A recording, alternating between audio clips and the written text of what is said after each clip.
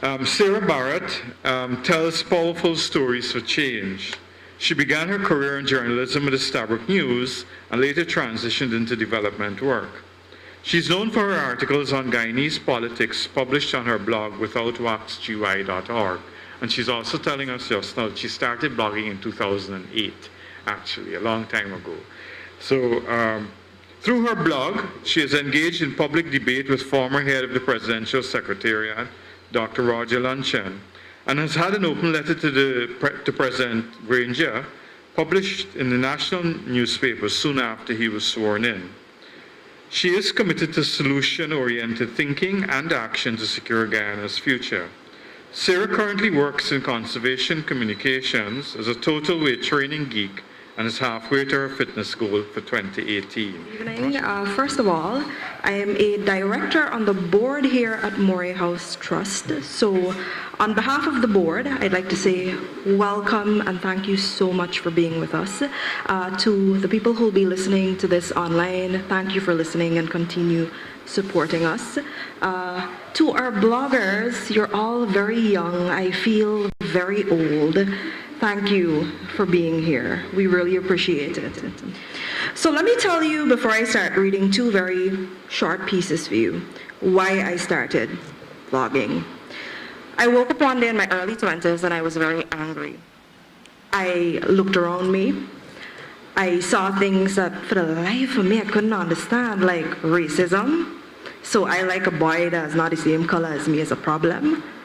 How does that get to dictate my life?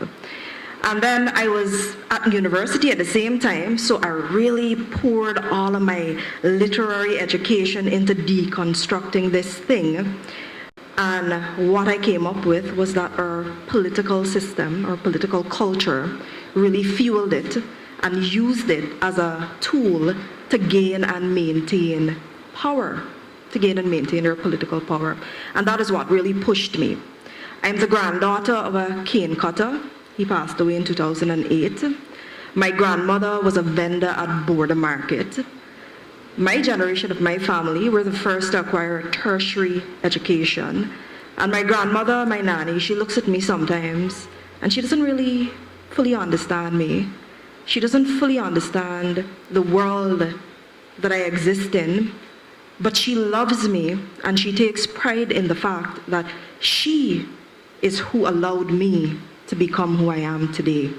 This woman was born in the 1930s, before Guyana became independent, before we were a nation, and it was off of her sweat, blood, and thinking that my generation could be where it is today. And I think Derwin, who is very close to his grandmother as well, can share that. So I just wanted to share that with you, so that when I read these words, you'll understand what these words mean to me. And it's about love. This year I've been telling everybody, parliamentarians, the First Lady, when I see the President I will tell him, I've told the Leader of the Opposition, if it requires us to speak the nation into being, words have power. How we choose to think determines the reality we will live. It determines everything. And if we have to speak a nation into being, that is what I will dedicate my life to doing, because I'm not leaving Guyana. I love my country and I'm staying here. So I started writing a series of blogs last year, and when the parliamentarians were behaving very badly in Parliament. I don't know if you guys remember the lick down, broke down, who didn't cuff who and who chess and all of that. And it really, really hurt me very deeply. And so I decided to dedicate a series to them. But it hurt me so much, I took almost a year to internalize it, and I'm still writing the series, and I'm going to read to you the second and third installments of that series. So the second installment of the series is entitled, The Most Important Question Guyanese Will Ever Ask Themselves. The National Assembly is a mirror. Anything we see when we look inside it reflects who we've allowed ourselves to become as a nation. It is nothing less than madness to expect our parliamentarians to operate by a set of principles and values which we do not hold them to and which many of us do not live by. This is the hardest lesson I've learned these past weeks. I do not say it to cast blame, cause shame, or heighten anyone's suffering. I say it because it is important to acknowledge that the fault lies not only in our political leaders, but in ourselves, the people who have chosen them. Parliament is about people, and it is also about their choices. During the 74th to 82nd sittings of the 11th Parliament, we witnessed the consequences of our choices, our actions, and lack of action. Speaking of government is not equal to speaking of a single political party. Government is made up of three branches: the legislature, which is the National Assembly, the executive, the president, cabinet, and government departments, and the judiciary, or courts.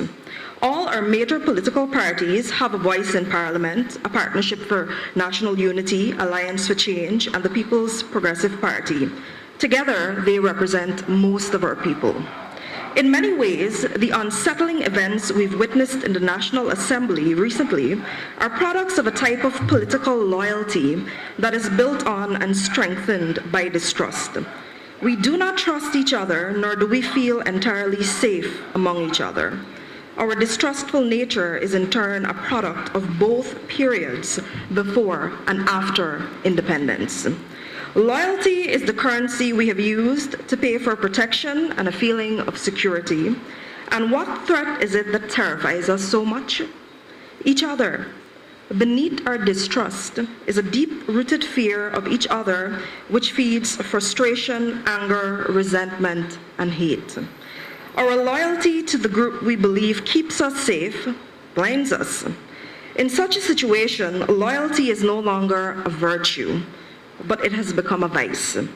It is perhaps the root of all the vices, preventing us from operating by a set of principles and values necessary for moving Guyana forward and from demanding better from our leaders. As Guyanese, and at this point in our history, I believe the most important question we will ever ask ourselves is, have I placed my loyalty where it will benefit my country and all of our people, or have I used it to buy protection from an imagined threat which feeds a political culture that continues to destroy us? So, end of the first piece. Second piece, which I just published last night because I realized it was ridiculous that I was coming here to read for y'all and I was afraid to publish my work. And it's not so much I was afraid to publish the work, it's that every time I managed to internalize what's happening around me, they knocked me with something new and I got to internalize it all over again. So this latest piece is called A Question Every Successful Leader Should Be Able to Answer. Who is replacing you? The last time I saw him, his eyes were a bit tired, but the rest of him was so alive. He hugged me like he was truly happy to see me, and I hugged him with all the hope I have for Guyana. I didn't know how to tell him that our hope was attached to him and the other men and women like him.